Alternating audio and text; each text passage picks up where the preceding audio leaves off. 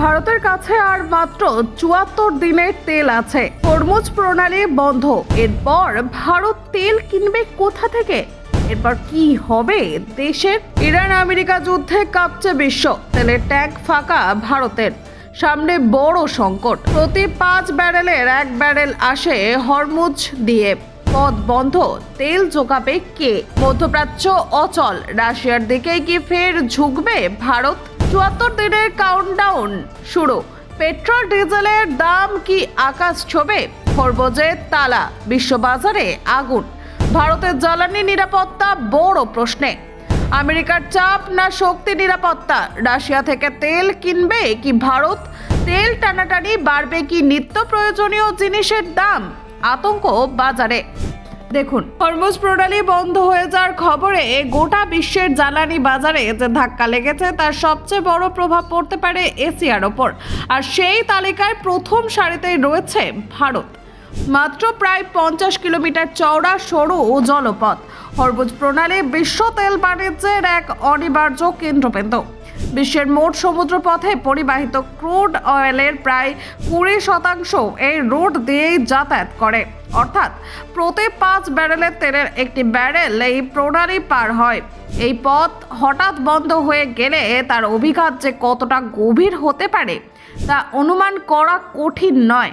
বর্তমান পরিস্থিতিতে Iran America সংঘাতের জেরে প্রণালী বন্ধ হওয়ার সিদ্ধান্ত বিশ্ব রাজনীতিতে এক নতুন সংকটের সূচনা করেছে। বিশেষ করে ভারতের মতো দেশ যাদের জ্বালানি 85% বেশি আমদানি নির্ভর, তারা সবচেয়ে বড় ধাক্কা খেতে পারে। সরকারি সূত্রে জানা যাচ্ছে ভারতের কৌশলগত ও বাণিজ্যিক মজুদ মিলিয়ে মোট তেলের ভান্ডার দিকে প্রায় ৭৪ দিন অন্তর দেশীয় চাহিদা মেটানো সম্ভব। কিন্তু তারপর সেখানেই উদ্বেগের জায়গা। ভারতের তেল আমদানি একটি বড় অংশ আসে মধ্যপ্রাচ্য থেকে, বিশেষ করে সৌদি আরব, ইরাক, কুয়েত, সংযুক্ত আরব অমিরশাহী ও কাতারের মতো দেশ থেকে। এই দেশগুলোর অধিকাংশই তেলের হরমুজ প্রণালী পেরিয়ে ভারত মহাসাগরে আসে। সাম্প্রতিক মাসগুলিতে ভারতের আমদানি কাঠামোয় বড় পরিবর্তন হয়েছে। ইউক্রেন যুদ্ধের পর দীর্ঘদিন রাশিয়া থেকে সস্তায় তেল কিনলেও আন্তর্জাতিক কূটনৈতিক চাপে ও বাণিজ্যিক ভারসাম্যের কারণে ভারত আবার মধ্যপ্রাচ্যমুখী হয়েছিল।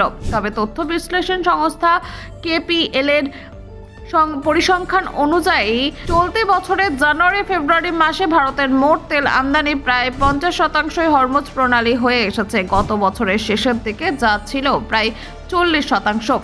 এই নির্ভরশীলতার মধ্যেই প্রণালী বন্ধ হয়ে যাওয়ায় ভারতের সামনে এখন 3টি প্রধান বিকল্প পথ খোলা হয়েছে। প্রথমত, মধ্যপ্রাচ্যের বিকল্পই রুট। সৌদি আরবের পূর্ব এশিয়ার পাইপলাইন যা লোহিত সাগর পর্যন্ত পৌঁছে যায় হরমুজ এড়িয়ে তেল রপ্তানি একটি পথ দিতে পারে। Bureau report, Bangla digital TV.